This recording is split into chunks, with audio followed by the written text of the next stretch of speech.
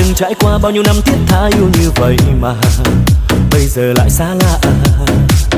Con đường tình giờ anh một mình đánh lặng thinh, nhìn em bước về ta cầm tay vui đùa cùng với anh. Ánh mắt đôi môi ta đã chót trao, nhưng tại sao đến hôm nay lúc hiện tại em đã không còn được nhẫn nại. Bên cạnh người tình mới em đã quên rồi, vì anh khoác lên thân mình màu đơn côi. Ta đã từng hứa yêu nhau đến muôn đời sau, anh vẫn luôn khắc sâu như hôm nay ân tình phai màu. Còn gì nữa đâu và đành buông lời những câu, ta phải xa rời nhau như hoa kia dần úa màu. Trong lòng buồn mỗi khi anh ngắm hoa những dòng lệ rơi, em giờ đang khác đi anh biết chắc em sẽ không còn cơ hội. Đành vậy thế thôi, ân tình này vỡ đôi, anh chúc em luôn nở nụ cười yên vui.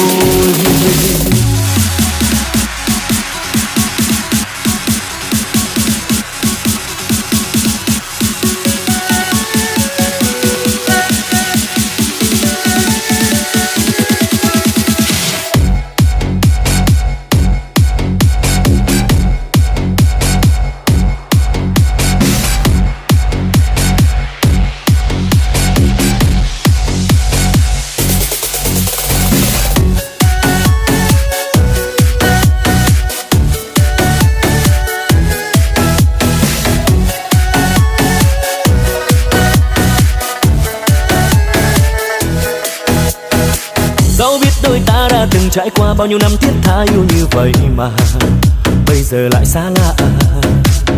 Con đường tình giờ anh một mình đánh lặng thinh, nhìn em bước về ta cầm tay vui đùa cùng với ai. Ánh mắt đôi môi ta đã chót trao, nhưng tại sao đến hôm nay lúc hiện tại em đã không còn được nhẫn nại. Bên cạnh người tình mới em đã quên rồi, vì anh khoác lên thân mình màu đơn côi. Ta đã từng hứa yêu nhau đến muôn đời sau,